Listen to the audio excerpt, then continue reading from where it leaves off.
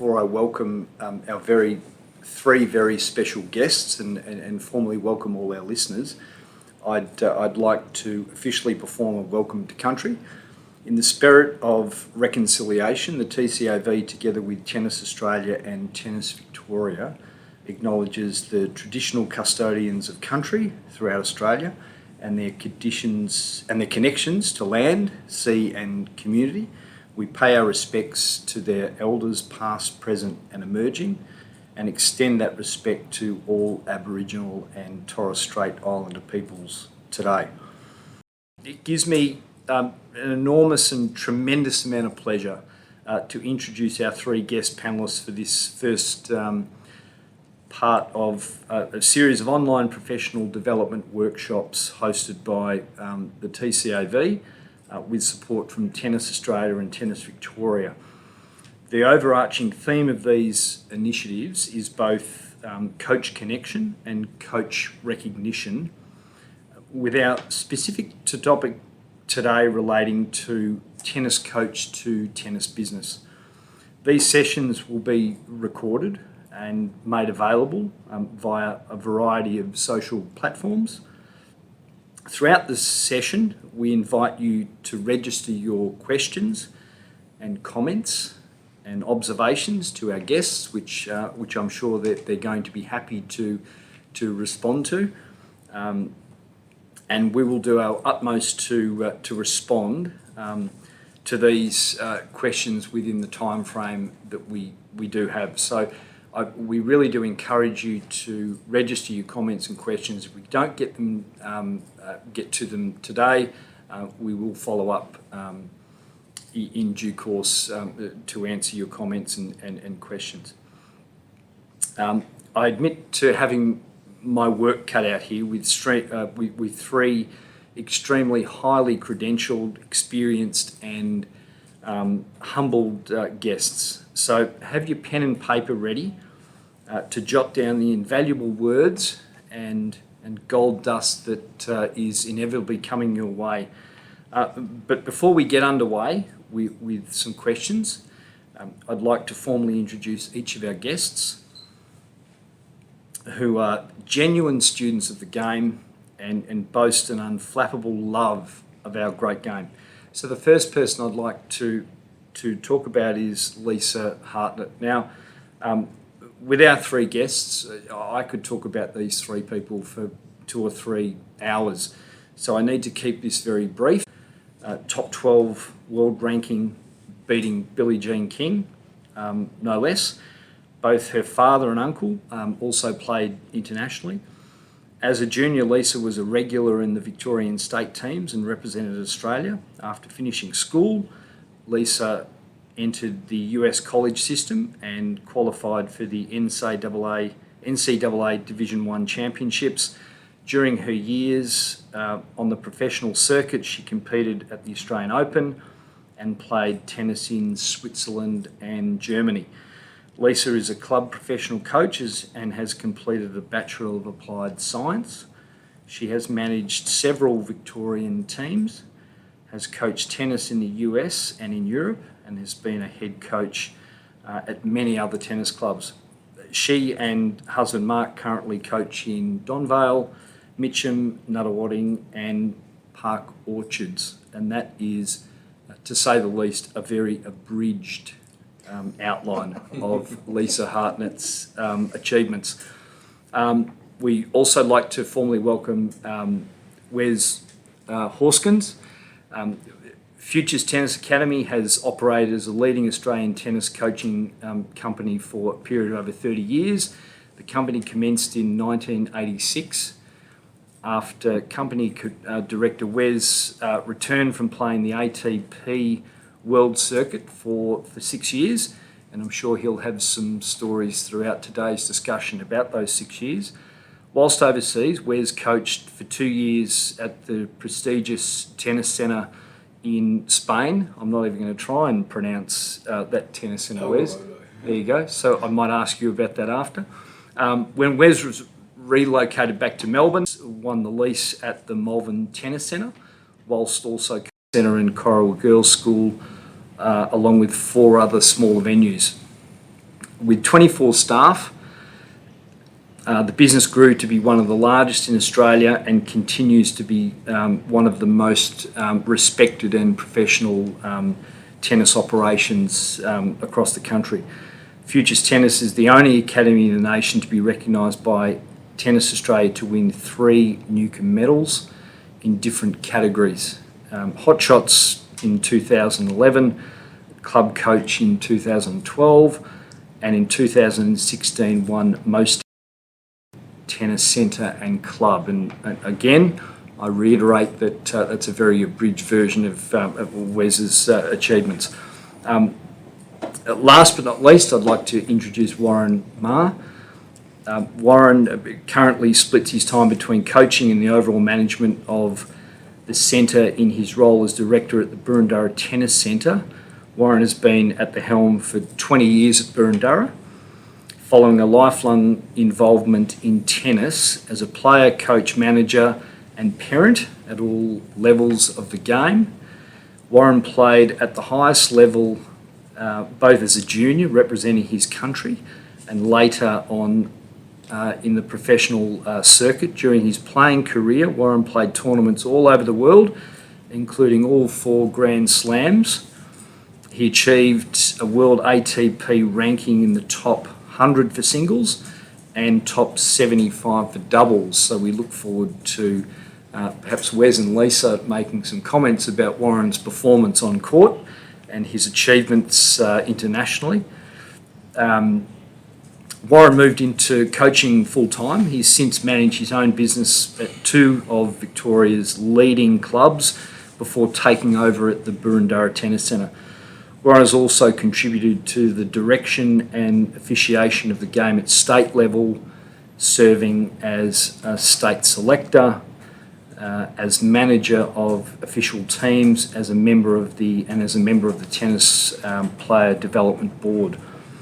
Through his extensive experience and his leading role at Boroondara Tennis Centre, the centre is seen as a model facility of its type.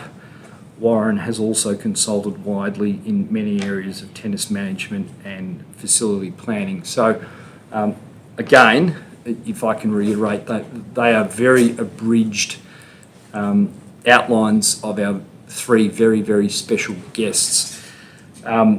So at this particular point in time, I'd like to delve in to some specific questions. And again, we know this particular session is about tennis coach to tennis business. And I'd like to start firstly in the early years, but maybe enough from me. I'd like perhaps to Wes, Warren and Lisa to perhaps tell us something that you know about each other that perhaps the listeners don't know. Wes, would you like to start the conversation and tell us something about Warren and Lisa? Be very careful. I'm very careful. Warren was very, very competitive as a player and got known as with the nickname Fiery. But I still to this day don't know why that was the case. But anyway, I'm sure he can enlighten us. And Lisa, well, everyone knows Lisa's passion to the sport, and she's got strong opinions about it, and I support those opinions most of the time. So yes, and it's a little bit about both of them, but highly respected people who I've known for since my teenage years. So can I pick that up? Warren, you can answer this. Oh. Fiery, because I don't see you as fiery at all. You're very kind of passive. Did that reflect your performance on court, or how did that come? Mitch, the best thing that probably happened to me was I was very fortunate to finish up getting ranked high enough to have umpires. That's probably the best way to summarise that. But no, definitely when I was a little bit younger, going through the junior ranks in the early days, I definitely was pretty temperamental. More so directed to me, not to the opponent so much. So that name came about, but a lot of people in that generation still see me and call me by that name. But it's quite funny these days because the younger generation, through my son Jared and through a lot of the kids that play and involved in the tour, they all now call me Was or Wazza.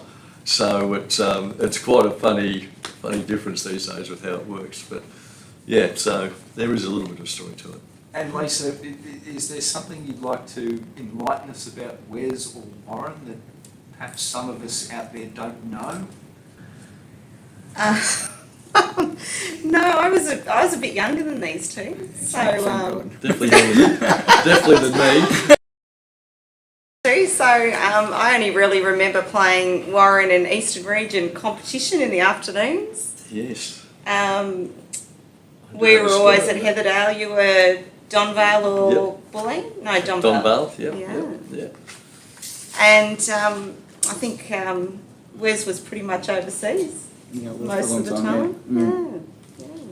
It is interesting that Lisa picked that up because I'd just come back from playing. Yeah. And I didn't know about too much of the local clubs or any of the rivalries, and I've gone to Donvale through Kevin Rose, actually, who was a very competitive person and involved with Collingwood, as we both all know.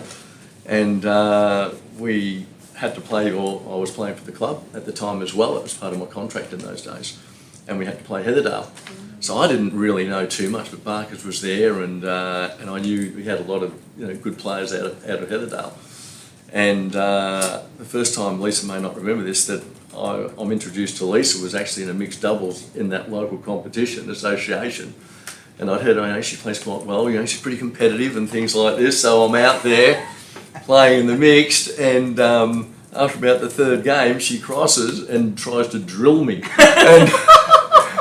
And I'm thinking, is this the association comp? Is this the local comp, is it? God. So I learned very quickly about these rivalries locally. So there you go. I don't remember that. So you've all come from playing backgrounds and like to now maybe start to look at the notion of coaching.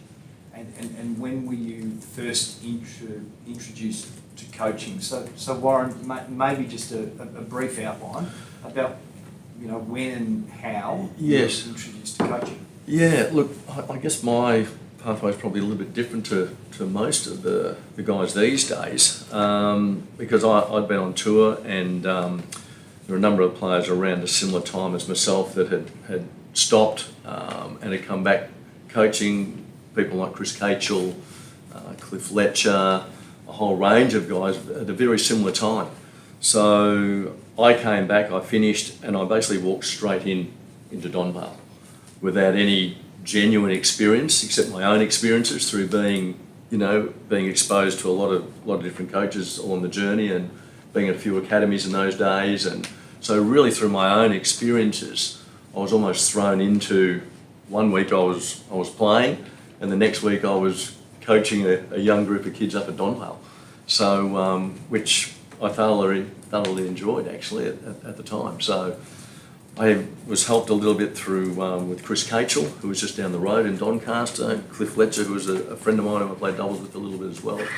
So for me, I was very lucky, I think, that I had some people there that were, I guess, highly respected. They had a high profile as well, but they were already involved in the system, and they could give me an idea of how to structure up a business to start with. Mm-hmm. So a lot of it I was kind of learning as I went, actually. Mm-hmm. Yeah. But I felt I was really fortunate to have people around at that stage that could help. Yeah. And Lisa, what were your reflections in your introduction to coaching? How did you fall into coaching as a young player? Well, that was my family. So growing up, and I was in the Barclay clan, so everyone we knew, everyone we socialised with, they were all tennis players. And then I went to America and travelled a bit and just did some coaching just to make some money, and came home, went to uni, and I ended up just getting a job at Heatherdale. Michael Spruzen, who long-term TCAV member and is working for Warren now. Fantastic coach. Yeah, and I was very lucky too, because he actually moved to the country, so he pretty much just handed his business over to me, and I was actually able to copy, structure, everything. The groups were the same, everything. So I was very lucky, the help of other people, and yeah, it was our social life too. Everyone we went out with were coaches, so they helped us. Mm. So it seemed to be like a seamless shift into playing, to having mentors, to being introduced to, hey, would you like to do a little bit of coaching? Yeah, sure, I'll get on the court. and do that. Wes, is that similar for you? Similar, but some differences. My first experience, I was still playing the circuit overseas, and I was trying to fund my travel and expenses to still play the circuit, but obviously was finding it very hard just through playing. So I got into coaching really to try and fund my playing experience, and I started coaching in Spain first of all. I got a job there as a sort of coach manager, whatever you want to call it. But I didn't have any mentor because the person who was running the whole show was a non-tennis player person that wanted a tennis player person to come in and run the show. So I started there and then was able to fund going away every now and then, playing some ATP tournaments and then coming back to get some money to do it all over again. So that was my first experience. But then when I got back to Melbourne, I sort of walked into a big club. After about a year of having smaller clubs, I walked into a big club like East Melbourne. I won a lease at the Melbourne Tennis Centre. And I got a few scrums and stuff, and my businesses started flourishing at that stage. So I sort of was lucky that I didn't really have to do assistant coaching ever. I just walked into a good club, pretty much right off the word go. Yeah. And so those initial experiences, and I want to open this to the three of you. We've often had good mentors, I guess, and I want to talk about two things here. I want to talk about coach education or coach development and mentors, and maybe if I could open it up to the three of you about talking about who are your influences and mentors that assisted you on the early years in particular, which we'll get to when you established a club later on, but the early years, the importance of having a mentor to guide you along, and secondly, the notion of coach education and coach development. Where did that knowledge come from? So Wes, do you want to... Well, in terms of mentors, I can quite categorically say I didn't have one. I sort of walked from playing the circuit into a couple of big centres and clubs at the same time. So I was really a quick learning curve for me. I was a good player and had played every day for 12 years, so obviously I knew something about coaching, but I was unqualified at that stage and I'd already got these clubs. So it was a real learning curve for me, and it was really by trial and error, and I can't claim to have any mentors whatsoever. I think there's positives with having a mentor and have no problems with having one, but in my case I think it was also beneficial in some regards that I didn't have one, because I had to learn everything myself through trial and error. And you seem to, I think those experiences are more meaningful when you have to suffer them yourselves and learn from a meaningful experience of suffering through bad decision making, and then having to learn not to do it again. So I would rather have had a mentor, but in my case I didn't have one. I think I sort of jumped that stage where I just went straight into being the head coach, and I had to mentor my assistant coaches, which I still to this day think we do a really good job of. But if you want to go further into that, I can. And we will, and we certainly will delve into that, because Wes, you have a really good reputation of having a really solid mentoring system for your coaches, of which we see lots of coaches coming through our coaching courses that have been mentored by you. Warren, do you want to talk a little bit about when you... Yeah, probably a little bit the same as Wes, I guess, from that aspect, that really I went straight from playing the tour straight into running a business basically. And I guess I wouldn't say I had necessarily mentors, but I definitely had people there that I could gain feedback from, that would I could get opinions from and views that would be honest with me about what to do and how to go about things. So I had a number of those people, particularly through the start, but I've always had some people there over the journey at different aspects of where you are in your business or your life, that I've been able to confide with and talk to. I've probably been someone much more where I've had a very close network of people, if you like, that I would trust and that I could speak to about things. And at Donvale, I was really lucky with Donvale, because the day I walked in, it felt like I was home. It was quite incredible actually, which doesn't always happen. But the day I walked in, I had Kevin Rose there and the committee at Donvale those days, and the clientele that I had and the committee, they were just so supportive. It was, I wasn't alone, I didn't feel like I was alone. And to be honest, with Barker, as Lisa pointed out, I had Ian Barclay not far away, I had Chris Cateswell just down the road. I had like a couple of incredibly good and well-respected coaches and businesses who people look up to and still do. So it actually probably made, I wouldn't say it made me better, but it made me very aware of how good you had to be. So it actually, and me being pretty competitive as I think the best has said in everything I do, really, it actually made me more competitive because it drove us. I'm not sure Lisa might be able to comment, but there was these different rivalries, and I think it actually made us all better, to be honest, because we wanted to be the best at what we were doing in those days. Yeah, I concur, because our competitive spirit in playing the game, I think, inevitably rolls over into your competitive sort of spirit when you're running a business. And I don't mean you're out there trying to smash each other on the head, but you definitely have that pride that you want to do a good job. You want to continue that same performance, whether it be on the court, coaching or playing. You still want to continue that same performance because that's what you're used to. And so it's about attitude and culture, I think, more than probably anything else. You just carry that through. I think that's kept me in good stead too, because definitely going overseas at a young age by myself made me grow up very quickly and made me realise that I have to, really make things work for myself. And you learn very, very quickly when you travel overseas. And in business, likewise, when you start a business, you learn very, very quickly all your mistakes and what you've got to do to try and, remedy them and make it better. Yeah. So, I think pride is a really good word, because I think, well, knowing how successful these guys have been, and I think a lot of it does come back to pride. You want to do a good job. And I said to someone, everyone knows with what's happening at Burundara these days, but I said to someone the other day, I walked out and I had a look over the courts just yesterday. We had 23 courts going in the middle of the day with holiday camps, with a grassroots event on and something else going on. And I still get a real buzz about that. You look over and you see, wow, have a look at this, 23 courts going. And I think if you don't have that in your business or your coaching, then I think you're lacking something. I think you really need to be able to have that, and that needs to stay with you if you're being serious about what you're doing. So they're terrific reflections. Lisa, can I ask you about your experiences in terms of mentors, but also in education, so coach education courses at that particular time in your early years? What were your experiences? Growing up, my mum, Ian Barclay,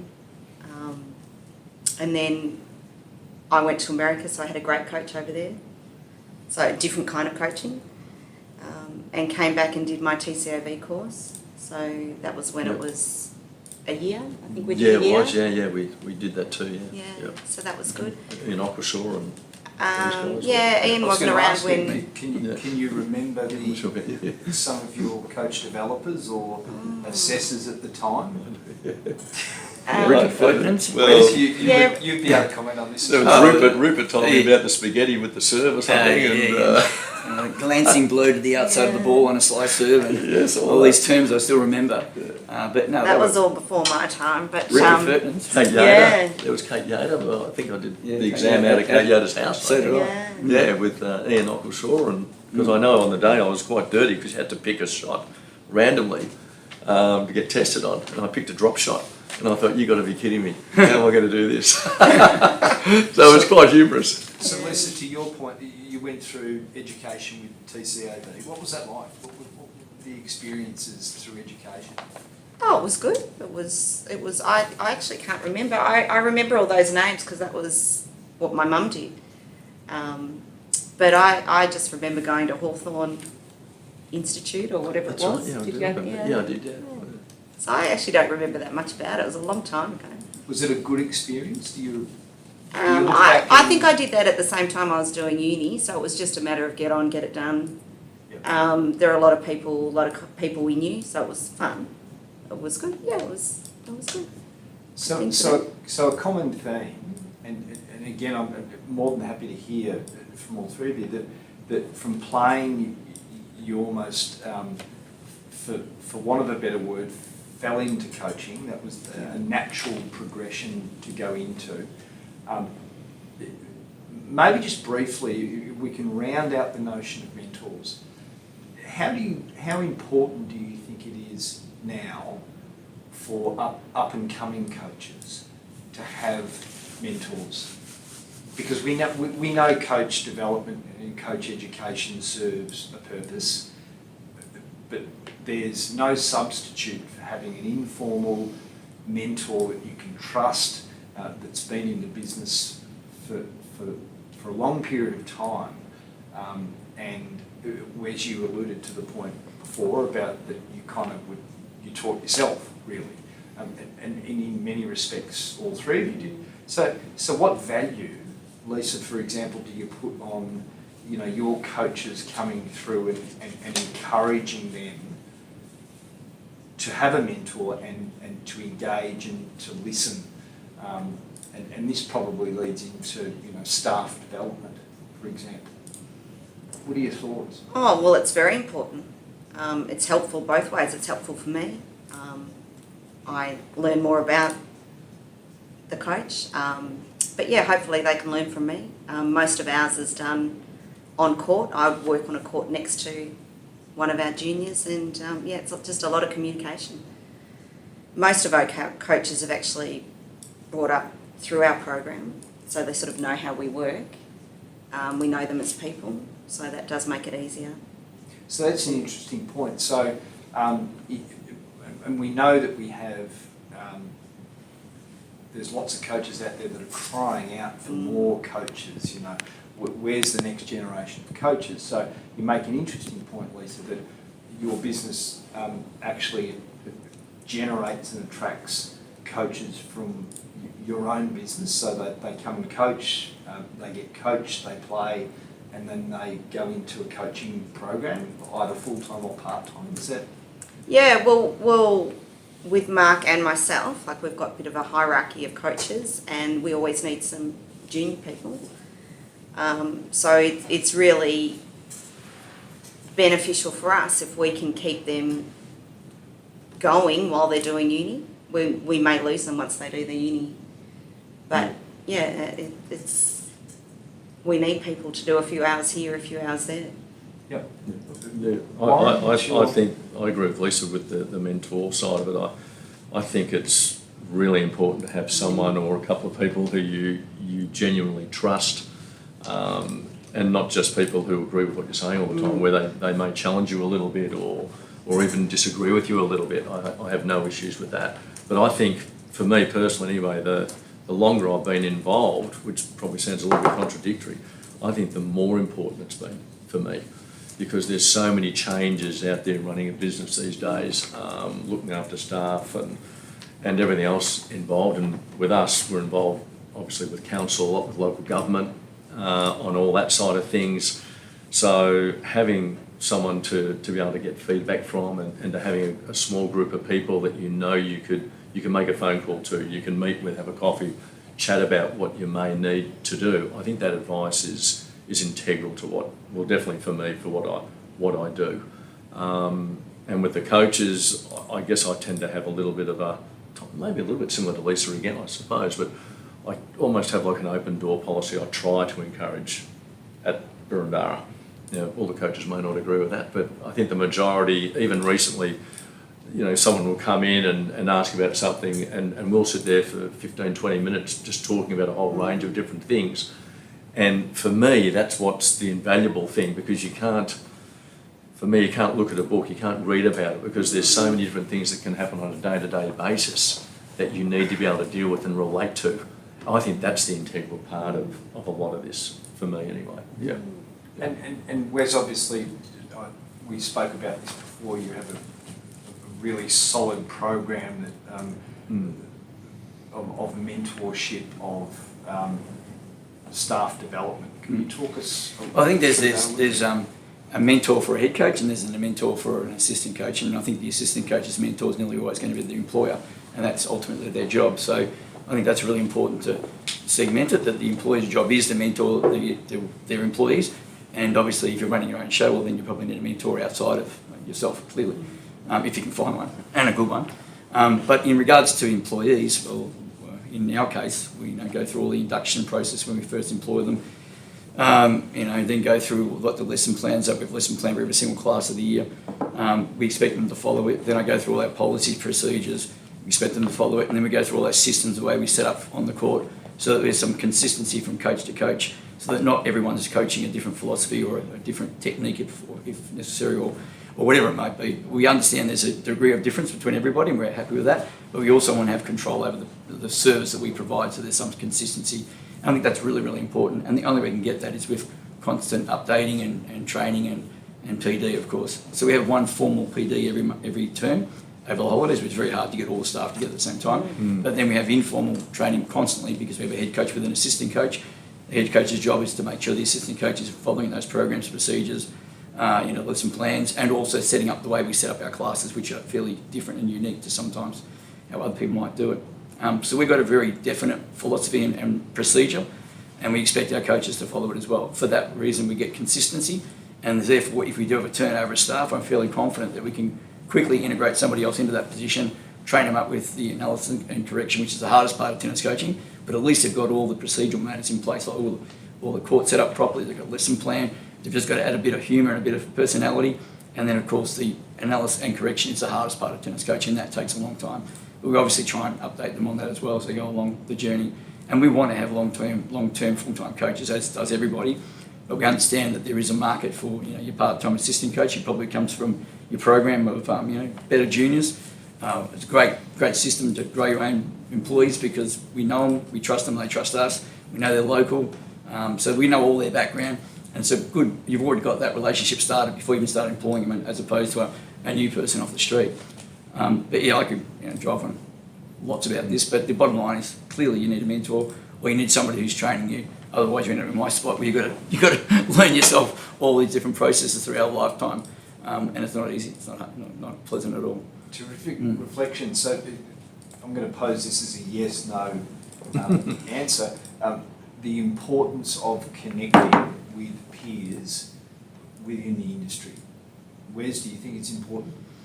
Definitely. I mean, well, we connect with our peers all the time, just on a social level.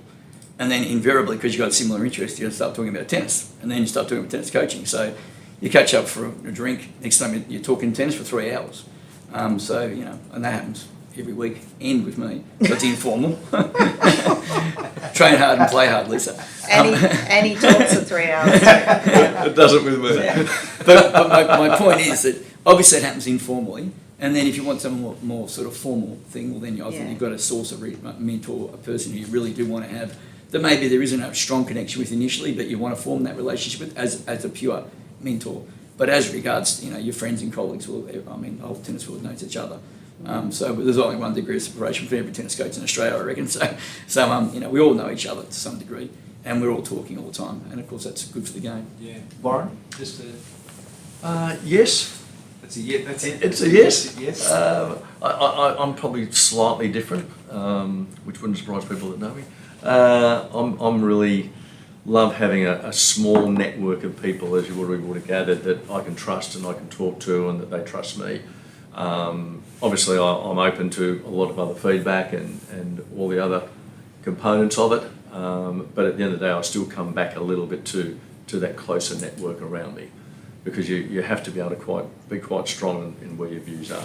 But yes, I agree with that. Can I just segue a little bit? Now, I think it's really important to understand that you want to mentor when you're talking about tennis, but you need to also understand that sometimes a mentor that knows a lot about tennis is not the right person if you're going to talk about governance or your employment issues you might have with a staff member, and you should have relationships professionally with leading bodies like Vecchi, or obviously 100%. talk to Fair Work every second day, and all these other services that are out there, as opposed to relying on a mentor who's just giving their own personal experience, but may not really be an expert in that field. And if you do that, you can be liable for some problems. So you really want to know that what you're asking the person, they actually are an expert in that area. Otherwise, you could lead yourself into some issues. I think that's a really good point of Wes's in what he does, and I'm the same. I've actually gone further down the track now. So within each area of whether it's the local government, whether it's to do with what you're talking about with employment, whatever else, we actually now have on staff people within those who are experts within those areas as a consultant who I can call, I can meet with, and those conversations are these days particularly happen really regularly. So we actually have people in place now within each different area that we can now go to.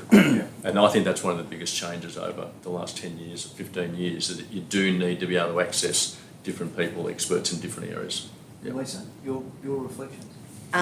Well, our business is a little bit more simplified and smaller than yours. So most of our coaches are junior coaches, assistant coaches. But yeah, it's great to get on the phone and ask people and have people and get info from people, guidance. It's good to have mentors. Yep. So this would be an encouraging aspect to now coaches coming into the business, whether they're doing foundation, community coaching courses or JD courses, to obviously have, lucky enough to have you three as mentors, but also to go out and source and connect with people in the course themselves to be able to learn and expand and to talk about their profession and to elaborate on that. Well, I think you might be aware of it, Mitch, I'm not sure, or Wes, but a few years ago I know TA were looking at actually having a mentor system, a professional mentor system, where from around the country there might be 10 or 12 or whatever people identified who could serve that role, which I thought at the time was a terrific idea, because a lot of this is about what we're all talking about, I think, where it's day-to-day type things that you have to deal with and you have to be able to give advice from or make decisions on. It's not all where you learn about it. It's dealing with different issues on a day-to-day basis. And that's, I know with some of my coaches, particularly more of the younger ones, that's where a lot of the conversations are. It's just to get feedback or to get a view on things sometimes. And that's all they need at different times. I tell you, I had that hotshot mentor that I was part of, but unfortunately never mentored anyone. But it was a real shame it never, for whatever reason, didn't get followed through, because we did get trained in hotshot specifically for 3 full days and with Mike Barrell, and it was great, and gave us a heads up on the program. But then we thought we were going to mentor other people, but it never developed. But it's definitely a necessity if you want to really grow the business, grow industry. I think so. And particularly with the coaching industry, I had a chat to someone yesterday about some of this who knew we were coming in today, but coaches generally are a very protective breed. They can be. Whether those barriers have dropped a little bit these days, maybe these guys might have more of a view on that, but generally they like to protect their own patch a little bit in a lot of ways. The coaching businesses have changed a lot over the years, but a lot of coaches aren't very protective of what they do.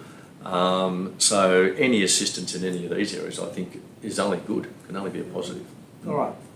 So let's change tact a little bit. Let's go to first club experiences. So early years, I think it's been really useful to talk about mentors. So Lisa, what was your introduction to your first club? So I'm talking about establishing your first club. What were the processes? How did you set it up? Who did you have working with you? How many hours were you doing? Well, I was very lucky because I took over from Michael Spruce, and so I was pretty much handed everything. I'd already done some work for him, so I knew a lot of the kids. I knew the committee. I think I was playing pennant there. I think it was state grade there. So I was very lucky. It was just me working. I was there all the time. That's what clubs wanted then. Yep. We just had junior coaches, or my friends. They were all my friends, doing the extra stuff that needed to be done. But it wasn't a situation where you could put someone else in for a few hours here or there. It just wasn't how it worked. I would have worked standard hours, 3 till 9, and then some hours in the morning. So that was in the days where we didn't have business names, or that was prior to Hotshots. Yeah. So we were all having our own little names for our little programs. Tiny tennis. That's right. Ours was kids tennis. We had Little Legends. Little Legends, yeah, those little Joeys. So that was prior to Hotshots. So if I can extend that, Lisa, with family commitments, Yes. for example. So how did that impact on Well, your coaching? So I started there before I had a family, and then I had a family. So yeah, it was a bit of a juggle. So I think I had to sign a contract knowing I was pregnant, and that didn't go down very well. That was my first probably experience of losing a bit of respect for people. But anyway, that was all fine. So being your own business, I didn't take any time off. So yeah, we just got through. We managed, we juggled. I think Mark helped a fair bit. Then I had another child, and that was all okay. I think we put someone in for 6 months. which the club didn't like. Oh, well, it was different. It was a new thing. And then I had the twins, and that changed everything. You sure did. Yeah. And so while we're talking about this, would you have any advice for women and females and girls wanting to get involved in tennis as a genuine profession, given your experiences? Well, I think any job with a family is a juggle. You either work full-time or you work part-time and you try and juggle it. And with coaching hours, they are flexible, particularly when the kids are little. Probably not so good when the kids are at school. It's a hard gig, isn't it, when your hours are the hours that you're home. So, and for both of us, so I did less work and Mark did more work, it worked. Yeah. But it's a juggle, isn't it? Yeah, You guys, you don't see your kids And enough. the family support, I think, as you just said, Yeah. is really crucial. Yeah. Well, we were you've lucky. Had a lot of support there with Mark. Well, that's right. We were lucky because we were both in the same field. Yeah, But it's yeah. not an easy No, hours for... there's advantages. young There's still advantages. with it, though. Absolutely. It's I still think. flexible and there's still It is, yeah. advantages, but yeah, they're... I mean, it's your own Yeah. boss at the end of the day. Yeah. So you That's still sit your exactly own right. hours, ultimately. That's right. I think Yeah. the idea is that it's so restrictive. It's bad for family time, bad for balance of life and all that sort of. But as Wes and Lisa have pointed out, you're running the business. There is flexibility there. You can organise things for a good balance, but you do need that family support That's right. around you, I think. But So- times are easier now. Yeah. Clubs are happier to have a few different people working. Yeah, they were very Back in those days, it was really straight down you were the line. coach. Yeah. And they wanted you there, and that's what they wanted. There was a fairly easy way around that though, because ultimately you can only coach physically yourself 150 kids before you just can't coach anymore. Well, that's so either right. they want the club to grow, Well, which that's means you right. have to employ somebody else, or they want the club to stay still or die, which Yeah. means they're not willing to grow at the time. So it's a fairly easy comeback, because I had that problem. I think every coach has that problem. Yes, and that's it's a right. fairly simple solution. Well, then you don't want the club to You grow, need- so you're the wrong committee. That's in the right. club, because you don't want the club to grow, then what's wrong with you? So Well, clearly you need to have more coaches. Yeah. As long as they're qualified and well Yeah. credentialed, then I don't see what the problem is. But That's right. But that was the understand time. that was In the our time. era, Look, like definitely you were was the there all the time. time, Mark was there, 100 Ian was there all the time. 100%. Salivas, all the I Noel, Sandy. actually still think it's, and I'll be in trouble with this a little bit probably because I'm in the minority, but I still think it's a very big part of how it should be done with a lot of clubs. That there should be the face of the club there. They're driving the club. They have the genuine passion to succeed within the club, and a lot of times that doesn't happen as much. It was at the other level, as Lisa said, and she's absolutely spot on. I know when I was at Donvale and at Pauline, you were the person that was there, but I expected that to happen. I thought that's how it should happen. So yes, you grow your business, but in those days, it was really crucial to do that. And Lisa, again, I remember going back with Kevin Rose at Donvale, who I had a fantastic relationship with while I was at Donvale. And but within the first year, one of the biggest things Kevin said to me, now you're not going to go away after a year, are you? You're not going back on tour, are you? And actually, as it turned out, that very next Open, I actually played qualified for the Open and won a round. And he was up in the stands and he wasn't clapping. I can tell you right now.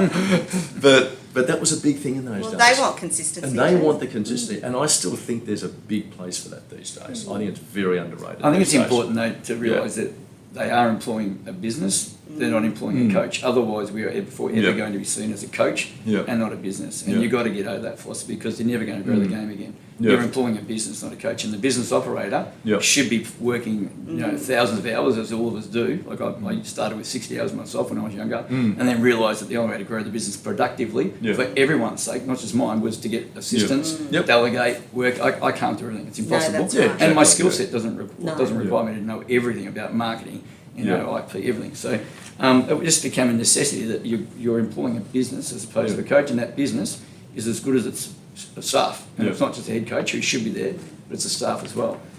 But yeah, And that comes back to the club philosophy, though, of what each club or what each particular identity wants. I was going to ask you about your different scenarios about whether there's committees, councils, and how does that work? Because I'm now getting into the question of what advice do you have prospective coaches starting their own business? So early years, they've done some coach education, they've worked under a mentor, and they're ready now to step out into their own club. I'd like you to reflect, obviously, the challenges, the pros and cons of different committees you've worked with and different councils, and what advice would you have to coaches out there ready to take that leap? Well, in my experience, concurrently I was working at a club, a bigger club with a committee, and I was also working at a tennis centre and dealing through council. And I can tell you that they both had their pros and cons. Ultimately, a council more professional, but more commercial orientated, and so the dollar, the tendency you're paying, was the bottom line for them, and that's what they tended to worry about. Whereas a club were more about how long you're there yourself and all the things that Warren just suggested. But money wasn't necessarily the number one priority for the club. I've got a lot more loyalty out of the club, had a lot more problems with dealing with the committee, whereas the council were much more cutthroat. It was like, if you haven't got the highest bid, then you lose tenancy, and that's the end of it. So I would suggest there's pros and cons of each. You want to know what you're getting into. If you're getting a tender with a centre, it's probably only 5 years. Maybe if you're lucky, you might get 8. You might get it 5 by 5, even if you're really lucky. But I think that councils are a little bit easier to accommodate because they're professional. You're dealing with a professional body. But yeah, the bottom line is $1. I think in my situation where I had a centre and built it up, was going unbelievably well. But all I did was cause my own problems because as I got more and more successful, they become at the next lease more and more people that wanted the centre to buy my business in effect. And so I just couldn't keep it because there was 30 people bidding for the centre and some of them were putting ridiculous amounts of money. So it's similar to the New South Wales system, if that's still the way they do it there. So we don't want that. But on the other hand, I don't think clubs are the be and end all as well, because at the end of the day, I think the club coach should be more integral in the operations of the club. So my idea would be a hybrid system where the club and the coach work together on maybe even different leases, but still have their own control over their independent aspects of the club. So we're not subservient to a committee, but neither are we above them. We're on a similar level. And I think things like that will become the future. A hybrid model, or those things will become more and more the norm going forward. I think councils actually want that as well for volunteer clubs too. Nice. Forward. I think councils actually want that as well for... Just committee based, so which is getting, it's tougher. There's not as many volunteers. When I first started off at Heatherdale, the committee was full, vibrant, social events, community club. Now, there's a lot of people on our committee who think we're just taking their calls. They're not down there, they don't see what we do. We have to justify our job all the time. It's hard. There are some good people. There are some good people who see the coach as an integral part of the club. There are other people who are just sitting on the committee because they were told to. It's hard. Council, we have very little to do with the council. Our club is working with them currently over some renovations. We sort of didn't know how important the council were until COVID came along. So they shut us down pretty quickly, like everyone else. But they also shut us down at Don Vale. We were shut down. I don't know if you know that, Wes. We were shut down from March till October. That whole period of time? Yeah. That's incredible. And we were shut down because of some insurance work. We had some flooding there. And they had insurance workers and they didn't want us in the clubhouse while the insurance workers were there. Okay. Yep. The risk. Yeah. So we had no access to toilets. It's a long time to have no income coming in, apart from JobKeeper. Yeah. So, we've got another little club down the road, Mitcham, and we were pretty fortunate that we could take our work there. But yeah, it was ridiculous. And Warren? Was ridiculous. Well, yeah, I'm Dealings probably with council and committees? Yeah, a little bit of a mix of Over the years. everything. And from what I'm gathering, I think I've been really lucky generally over all the years, because Don Vale was fantastic support every week, every year I was there.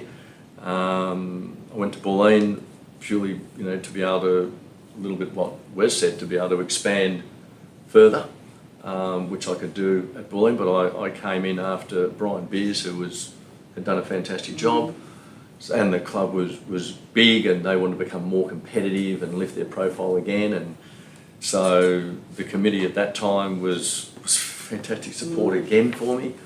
And then I got approached to go to Boroondara, and I've been there for over 20 years, and generally you hear a lot of different things about councils, as we're hearing a little bit today, but I think it's all about relationships, and for us, right up until now, the relationship's always been incredibly positive. We've never been able to be on, and our model is totally different. There's all different models. We're not in a lease, it's purely a management model, so council own everything, even the pens on the desk, any monies that go through Boroondara are all council, so we're in a management model, so it's a little bit different again, but we've always been just on 3 by 3 year periods. We've never been able to be on anything longer than that. Did it go for tender? Not that I need to know, I guess. It was going to go out to tender. So it's never gone to tender? It was going to until the North East Link.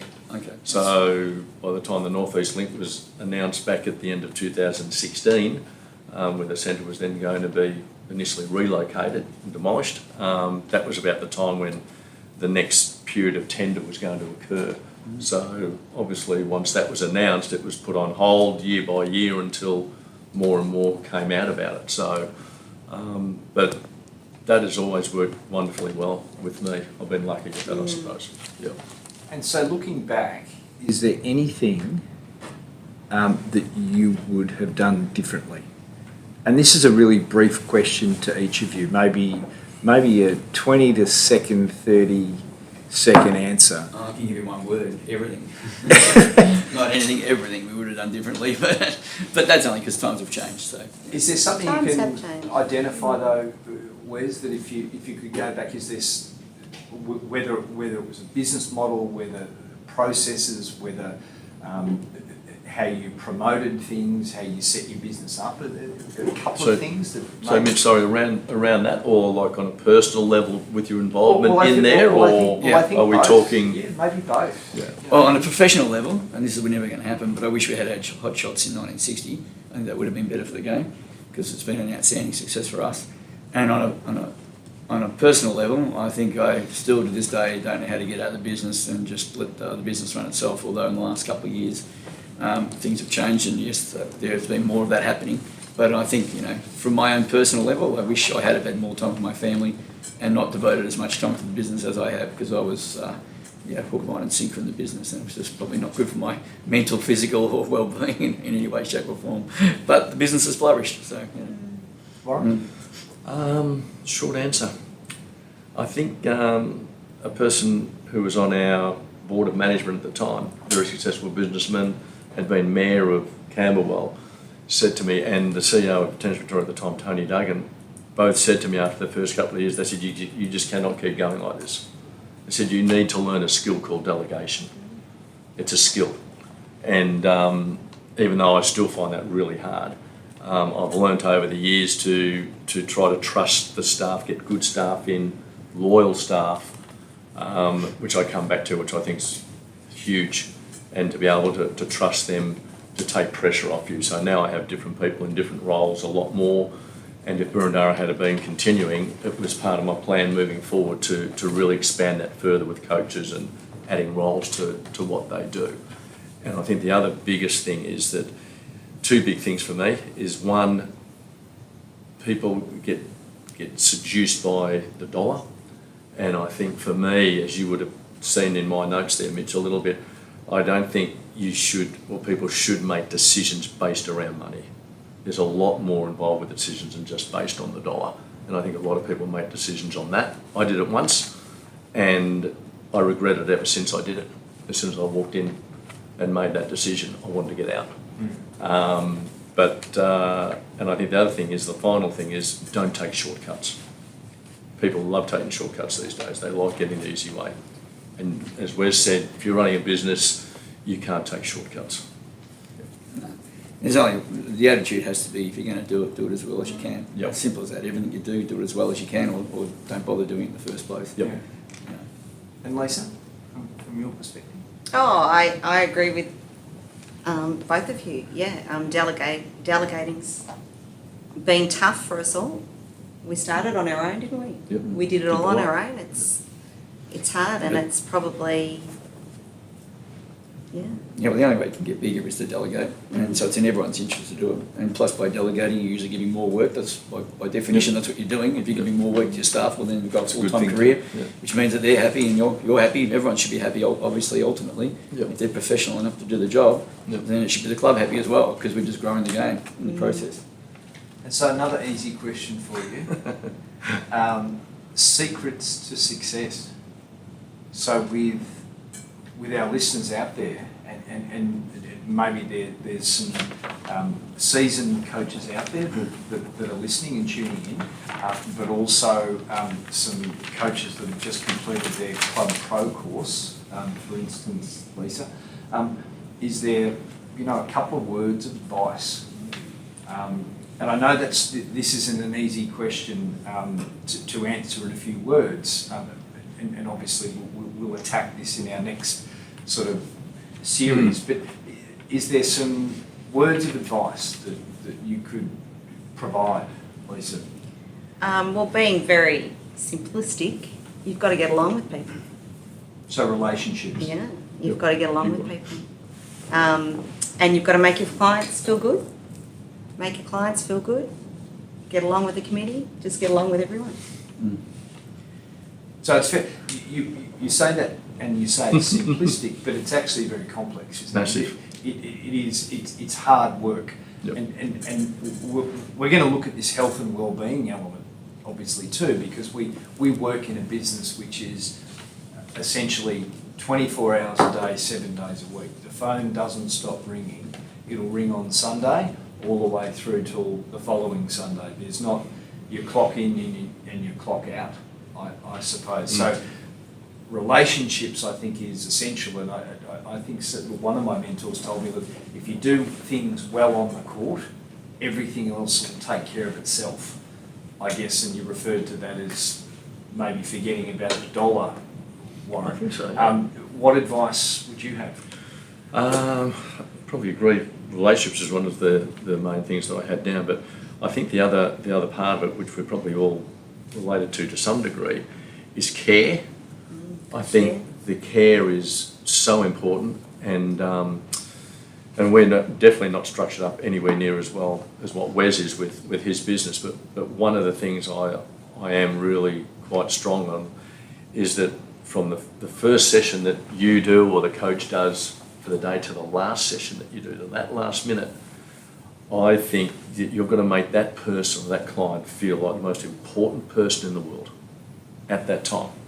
And if you can do that, and I think you're doing a great job with that, but I think that's absolutely crucial to be able to do that. Yeah, so we've got relationships, we've got care, And positivity is my other one. and positivity. Yeah. Well, mine are the 3 Ps. So I always tell them the 3 Ps, and maybe I can add positivity in there as well. But the 3 Ps are, first of all, people, and by people I mean staff, your clients, committee, any stakeholder at all, everyone that's in your business.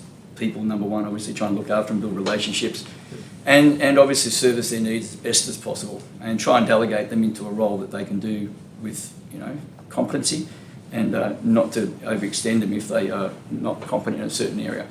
The next one is passion. You've got to have passion. If you're not passionate, which is care, same thing, then you shouldn't be in the profession, because you're not going to deliver that 100% effort that you need to deliver. So you've got to have passion. You've got to love the game. You've got to really, really love it. Not just like it, but love it, If you like another sport better than tennis, you probably shouldn't be a tennis coach, because you've got to love it, That's really, really important, because that's what drives your motivation to keep you going from day to day and doing your 60 hours a week, whatever it might be. You're not a Collins supporter, are you? Not a Collins supporter.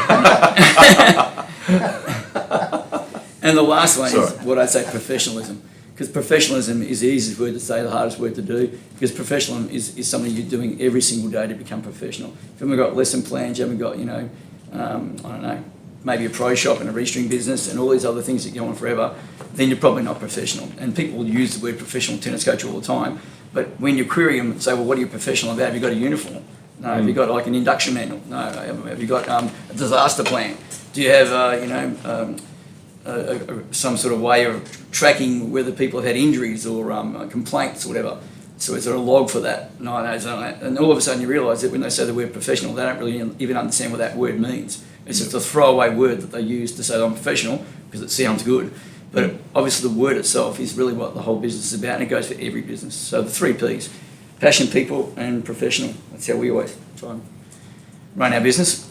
The only thing I'd add to that, Mitch, if I can, Lise, is I think the other bit of advice that I'd really give to people starting out particularly, and all the way along the journey, document everything. Document everything. Don't take it on board as we used to do years ago. Employment agreements for one. If you haven't got that, you've got a problem straight away. You document there's no everything. such thing as a word of mouth agreement. Yeah. Governance is massive these days, and risk. Because when you're dealing with councils particularly, which we've touched on today, a lot of what they want to look at clubs, and they're going to get more involved as we go along, councils with clubs and coaches. The days where the coach is just going to run the show and make all his money out of their facility, that is going to change to some degree, I'm certain of that. And I think the governance and the risk factors are massive these days moving forward. But the other advantage of having tacit knowledge, written documentation of everything you do, is that if an employee leaves you, whatever, you're not losing all that knowledge once they leave. You've got it written, documented, so then you can just pass it on to the next person who fills that joint, who fills that profile, and then obviously away they go again. They're not going to know straight away what to do, but at least you haven't lost all that in here knowledge, Which is written, which is the professionalism. which is part of the profession. And the having it all care of what documented. we're So talking tacit about. knowledge is just so important. So which is terrific. This is really terrific advice for coaches starting out, but also perhaps coaches that need a little bit more upskilling and some more professional development about how our landscape is changing. If I digress a little bit, and Lisa, maybe a question for you about coaches dealing with committees. Is there, if you reflect back on some of your experiences, and I know that committees can be challenging at times depending on the personalities on the committee, and they change. In a word or two, what would be some advice for coaches starting out about how to manage a committee, how to engage the committee, what to do? Look, I think you need to put time aside. Sometimes young coaches too busy on court. You've got to put time aside. You have to meet with them. Yep. You have to talk. Yep. They don't know what you're doing. They don't know what you're doing. So yeah, you need to set the time aside. And sometimes it's hard. It's 9 o'clock at night, and I don't want to meet them. I want to go home. It's important. That's some terrific advice, though, isn't it? It is. We can easily just, we're on court, that's what we do, but we also need to invest in, again, if we refer back to those 2 words, or the 3 words of relationships, care and positivity, whether it's 9 o'clock in the evening, Lisa, you just got to have those relationships with the committee to get along. Warren, and where's any words of wisdom in terms of, in addition to what Lisa just... I think what Lisa just said is ideal. Again, we're all in different situations in all of our businesses to some degree. With us, we have, which I was very strong in making sure continued with the management of Burundara, was we have full monthly financial and non-financial reporting systems in place. So every 4 weeks we have a full meeting with council, with their representatives in finance and their sport and rec, etc. And we have full reports right through the balance sheet every single month. And I think that's a great way because it's more accountable and you're building a relationship as you go along. And if there happens to be any issues, you're dealing with it quite quickly. And I know we've talked about, and all 3 of us have, it's not just a personal brand, it's a business brand, isn't it? And as part of that business, as Lisa, as you've articulated really well, and I think it's great advice for young coaches, that you have to set aside time in your business to deal with the committees, because they can either be potentially barriers or they can be supporters. 100%. Yep. And you need supporters, don't you, to allow you to do what you do. Wes, do you have a reflection on that? Well, I've had dealings with committees all my life and heard some great ones and some pretty average ones. So But I think it's not unreasonable to be able to even, to some degree, plant your own committee and get the right person for the job. And to some degree, you need to take control of that committee if you need to, and get the right people in the right position. Because at the end of the day, it's your club as much as anyone else's club, probably even more so, because that's your whole business. And I don't see anything wrong with that ethically. I think it's just a necessity that if you've got the wrong person in the wrong job because of lack of volunteerism and you just need to get the right person in that position, well, then a little tap on the shoulder and say, would you mind if you became a secretary because you're an accountant or God knows what their qualification might be? It's not such a bad thing. It's going to have a win-win for everybody. It's going to be better for you, but not just yourself. It's also going to be better for the club to be able to be ran better. So I think sometimes the committee have to be, manufactured to some degree to get the result you're after. I know that I've done that openly, honestly, and it's worked, and it's been a fantastic success ever since we've done it. And the people in the committee now are unbelievable. Is that based more on not having enough people putting their hand up, or more on a principle that you have with that? I think I can say both. I mean, there was a time, not long ago that we couldn't get enough people on the committee. Just couldn't get anyone. And they were just taking anyone who would put your hand up. So a little bit like Lisa said, whoever put their hand up usually have some sort of ulterior motive to be there. And they weren't doing it in the best interest of tennis, never alone ourselves, to the point where at one stage I just won Coach of the Year of the Newcombe medal, and at the same time I was fighting for my lease. And not based on being unsuccessful, based on being too successful. Based on the fact we had too many kids and too many coaches, even though it was all within our guidelines, within our agreement, we weren't overflowing into other courts. Just too successful, and they didn't like it, certain people on the committee. So it became a matter of life or death, and we just had to do it. And as it's turned out, not only are we still flourishing, but the club's now flourishing again as well, to the point where 2 years later they won the Newcombe medal for best club in Australia. So it's been a win-win, and it doesn't sound right, but I think that sometimes it's in the best interest of everyone to do that. And if I'm going to give anyone out there some advice, I would suggest that don't be backward in going forward and suggesting to clients that you trust and value and know their background to maybe suggest they get on the committee. I think it's a good way to garner a good committee as well. And most of the time the club actually like it too, because they end up getting qualified people into the committee as opposed to just waiting for someone to knock on the door, which never happens. And often we play so many roles, don't we? And not just paid roles. We often do a lot of volunteer things at the club as well. So I like the collective advice from everyone here about working with the committee, but also encouraging people to become involved in the committee. Club people that are playing at the club might think, oh, do I have an opportunity to get on the committee? And diversity is often good, as you talked about, Wes, and Lisa and Warren, about getting different people with different skill sets, obviously, on that committee. If I can just touch very briefly on the health and wellbeing element, and I think that this is really important. All three of you have talked about working very, very long hours. You've talked about the notion of the importance of having the capacity to delegate. Yep. When you first started to where you are now, how are you managing your health and wellbeing? Is that on a personal basis or from a staff point of view, or both? I think from a business perspective, Warren, like how are you managing family life, having time away from the tennis court and the club? Because sometimes we can almost sleep at the tennis club. That's how often we're there. We finish at 9 o'clock and we're there at 6 o'clock. So what advice, again, we go to this advice to coaches out there about how you would manage health and wellbeing and what you would do. Now, I know you've talked about delegating, which alleviates some of that time that you need to spend at the club. Are there any other elements? Lisa, would you like to start us on? Well, I suppose I'm pretty lucky. I try and stay fairly relaxed. It's not easy. I mean, I go home and the milk's still left out in the kitchen. Like, I just go home to a madhouse. Normal mum. The club's mad. The house is mad. It's, I don't know. I don't know. Try and stay fit. I haven't done a great job of that the last 5 years. Prior to that, I was doing okay. But, yeah, it's always just a juggle.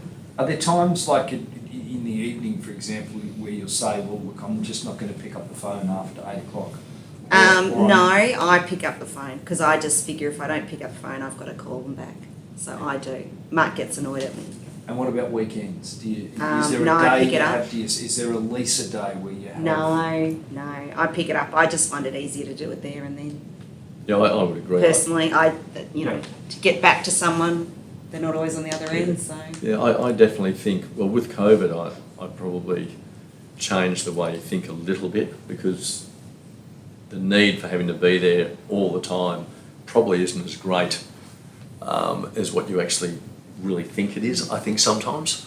So for me, I've definitely over the last couple of years, I've tried to get a little bit more of a balance and definitely rely a little bit more on staff in different things, particularly because I think we're the biggest tournament venue in the country. So particularly with all the events in the very early days, I would think I've got to be there every minute. I've just got to be there. But now, over the years, I've got some great people that I can trust, and I'll still be involved just about every day. But I agree with Lisa. I would never not take a call or answer an email or answer a text. It doesn't matter. It happens 7 days a week. I get annoyed with myself that I keep doing it. But to be honest, I think actually it was a couple of weeks ago, Mitch, just for a second, and one came through and I thought, I just don't want to deal with this. And I sat there for a couple of minutes having a coffee and I didn't respond, because normally I'll respond really quickly actually. And I felt so guilty. I thought, gee, if I don't do that, that means I'm starting to lose what I should be doing, I should do. So I made sure I answered that straight away again. But I think, as Wes said, with the passion, if you start to lose that, then I think you'll start to get into trouble with what you do. Wes? Yeah. But on the other hand, if you continue to do that, you're probably going to end up sick as a dog and you won't go to work anyway. So, speaking from my own personal experience, where I've driven myself into the ground to the point that, as most people probably know, I'm got throat cancer 2 years ago, and I'm pretty sure that was from screaming and yelling like a monkey at coaching eight hours a day, or my wife. I eventually realised that it just has to stop. I've got to see my kids for once. I've got to, try and delegate even better. And I'm a really good delegator, I believe. But we have got an office at the club. Now I used to have an office at my house. I've had managers for 30 years, even when we were small. I still had an administrator, and I think that's a really handy thing. So you can just hand pass at least that role to someone else, although it's a very important role, don't get me wrong, but you can hand pass some of that to a manager. And then if we've got a club with a pro shop at the club, well then obviously you don't have those phone calls at home anymore. And I must say that was one of the best things we ever did, was get a pro shop at the club. Meant all the phone calls, all the emails, because remember, most people don't phone these days anyway, they email you, especially if there's something ugly, they're not going to call you, So they nearly always get an email, and you can deal with them the next day anyway. So definitely delegate, definitely look at the possibility of getting some sort of office at the club if the club are agreeable to it, and don't be afraid to delegate, and don't work yourself into the ground like I did, because now I live to regret it, so yeah. So some terrific advice there. Now, we do have a question. Here we and go. there's been a few questions that have come through. And we did promise that we would, it's such rich content and it's lovely to hear all your reflections. Relationships with committees are a big part of tennis coaching. Is there anything that our guests feel that Tennis Victoria and Tennis Australia could do to help progress this? The relationship between committees and coaches. Correct, yeah. Is there any influence or any additional influence that perhaps Tennis Australia and Tennis Victoria could offer, or to step in to assist our job as difficult as it is? We've been talking for years about hybrid models. Right back when 10 years ago when I was on the NCAG, we were talking about hybrid models of where a coach comes in and leases the facility half for coaching and the other half is leased to the club. I still don't see that why that hasn't sort of progressed a bit further in the last 10 or so years. I think there's still some people out there that believe that's a good model, or at least worth trying. And until we get some sort of model out there and assess it, see whether it works or not, I don't think we're ever going to know whether it's a possibility. But in my case, I think that's the way of the future. I just can't see how volunteer committees are going to keep running these facilities forever and doing a great job when they're time poor, just really hard to get a good end result for everyone, including tennis. I think someone's got to take control, and if it's not a coach, they'll just get a manager, and that's possibly even worse for the coach, because we're going to get squeezed out even more. So I think it's up to the coach to try and consider taking some of the responsibilities onto the club, not necessarily all of them, but then you delegate it to employees so they have an opportunity to have a full-time career. They're a part-time coach, part-time administrator, and there they've got a full-time career. And that's really important because we can't keep coaches purely as coaches. It's very hard with all the washouts, heat-outs, cancellations. It goes on and on. To get 38 hours a week, every single week of the year out of them, That's just not it's just gonna about happen. impossible.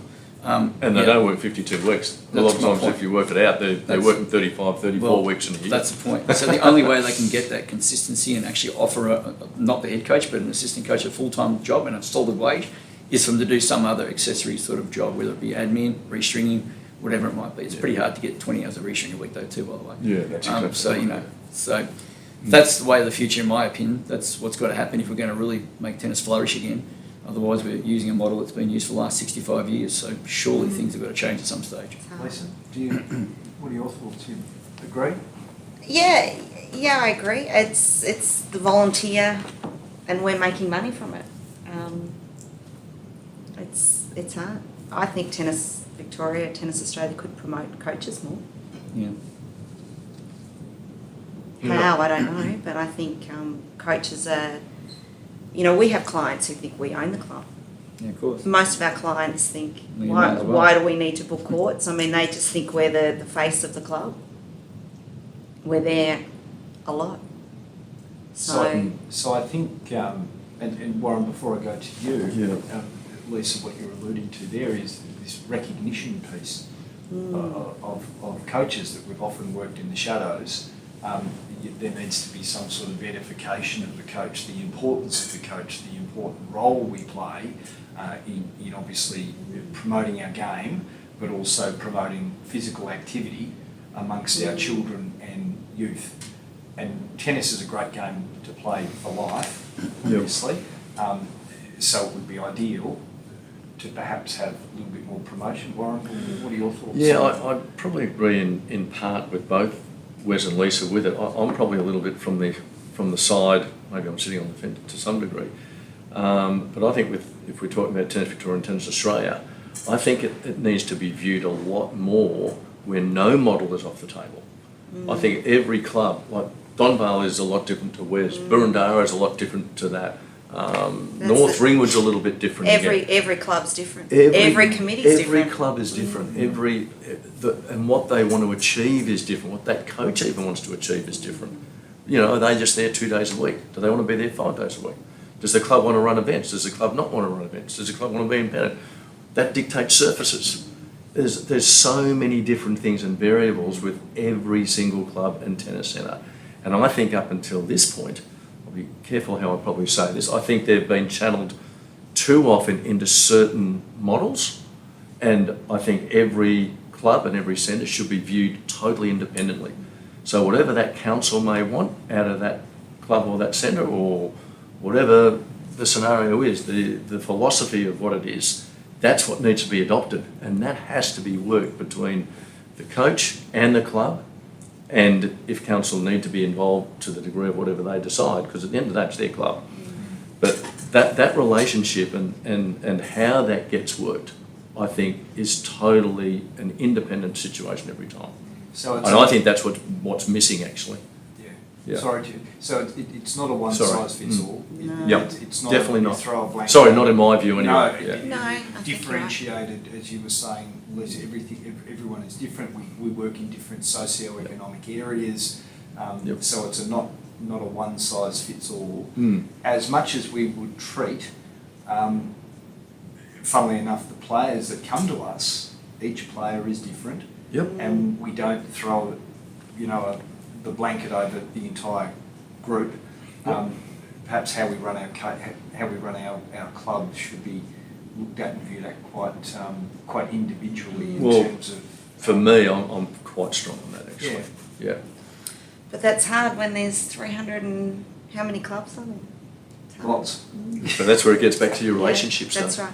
And also Yeah, too, and you care. Yeah. The other thing I want to say too is the admin now has increased so much that volunteering is harder. It's more time consuming. Yeah. Our admin as coaching is skyrocketing and theirs is too. It's a hard job being a volunteer now at a club. There's a lot more responsibility. A lot more. Yeah, a lot more. Which puts people off. It does, yeah. And particularly with all the tech Yes. online, some people feel uncomfortable with that as well. So there's a lot of different scenarios involved, that's for sure. So we are coming to the conclusion of the first of our series. So just some formalities. I'd like to firstly thank all our listeners for taking the time. Professional development workshops hosted by the TCAV in support and connection with Tennis Australia and Tennis Victoria. Collectively, we would like to formally recognise the important contributions that all our coaches, and I think our guests would agree, that you're making in people's lives. I'd also like to express our sincere gratitude to our three very, very special guest panellists. We're extremely lucky to have their time in their busy schedules. Lisa, Wes and Warren, I'm sure you'll agree with me, they epitomise professionalism, commitment, excellence, humility and a genuine love of the game and the sport, with the outcome of promoting our great game. And we've been very fortunate to hear their respective reflections throughout their careers, from tennis coach to tennis business. And a couple of words really struck me: relationships, care, positivity, which I think resonate across a number of the topics that we talked about. Lastly, the TCAV, in conjunction with Tennis Australia and Tennis Victoria, will be conducting a second of this series that will feature and recognise other groups of outstanding coaches in Victoria, and discussing other topics. These topics will be socialised throughout our networks in the next month or so. If you have a topic that you would like, a burning topic that you'd like to for us to discuss, then certainly send it through, and we'd be happy to accommodate, because these series are about you, are about the coaches. We're also obviously filming our series, so these can be seen as podcasts that when you're in the car driving home from late one night from a squad, you might want to just tune in to the dulcet tones of Wes, Warren and Lisa. Don't upset people. and hear some wonderful words of wisdom and some direction and some advice. So in closing, perhaps you're now enjoying a little bit of time off, which I suspect that you're not. We're all preparing for the beginning of a new term. I hope all the holiday programs went well, and really feel free to reach out to the TCAV and the board if you have any questions in connection to becoming a member, or if you've just got any questions that you'd like some assistance with. And as I said, if we didn't get to all your questions today, because we had such rich conversation with our panellists, then please send through your questions, and I'm sure Wes and Warren and Lisa, in the evening when they're just relaxing on the couch and not answering telephone calls, that they might be able to respond to some of your questions. Now, I did want to throw one more time to our president of the TCAV, Tim, but I think that he is still in quarantine and not allowed to pick up a phone or respond to a computer. But on behalf of obviously Wes, Warren and Lisa, and obviously Tim that couldn't be here, obviously like to acknowledge Justin Middleton, who is part of the TCAV board, who does a lot of the work behind the scenes and had put this together. So Justin, thank you very much for organising everything. Where our technology is getting better and better as we go, but we are coaches for coaches and connecting with coaches. So I hope you've enjoyed the first series, and we hope to see you back for the second series, of which we will be promoting in the coming months. So best of luck for next term, and be well and take care. Thanks, Mitch. Thanks, Thanks, Mitch. Mitch.